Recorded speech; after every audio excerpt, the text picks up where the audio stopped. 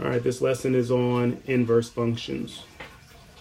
Two functions are inverses if and only if you flip-flop the y and x, the x and y coordinates, and it generates the original function. Now, it should be noted that the inverses of functions are not always functions themselves. The way that we can determine if the inverse of a function, if it itself will be a function, is by using the horizontal line test. So if we can slide a horizontal line up and down from top to bottom of the graph, and it doesn't intersect that horizontal line more than once at a time, then the inverse of that function will also be a function.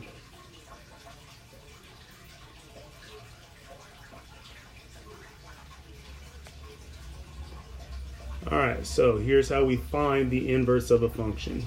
Step one, we're going to change f of x to y. Then we're going to switch the x and y. And then we're going to solve for y. And then lastly, we're going to replace the y with f inverse of x. That f to the -1 power implies the inverse.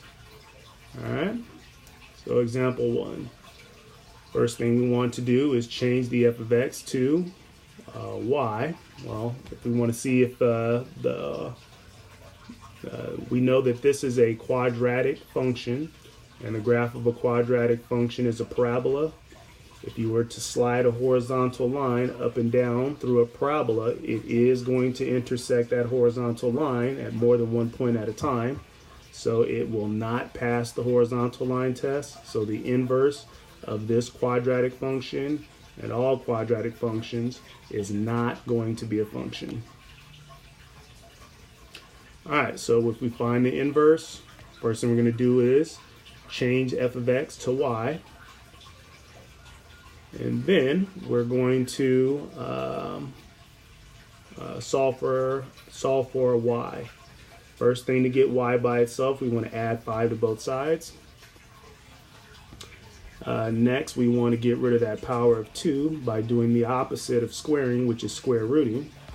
Now remember, whenever you square root, you have a positive and a negative value in front of that square root sign. So once we take the square root of both sides, we have the positive and negative square root of x plus 5. And then we still have a 3 added to that y on the right side. So to get rid of that 3, we just subtract 3 from both sides. And we're done.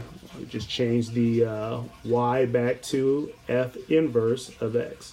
So the inverse of our original function is -3 plus minus the square root of x plus 5. All right, next we have a linear function. And if we were to slide a horizontal line from top to bottom of a line, any line except for a horizontal line, it will pass. It passes the vertical line test, and it also passes the horizontal line test. The only line that will not pass the horizontal line test is a horizontal line. So we know that the inverse of this function will also be a function.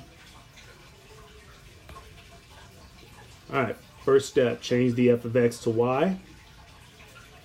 Once we change the f of x to y, we're going to flip-flop the x and y and start to solve for y by adding 9 to both sides. And the last step to get the y by itself is to divide both sides by 4. And we get x plus 9 over 4. And remember to change the y to f inverse of x. So the f inverse of x is x plus 9 over 4.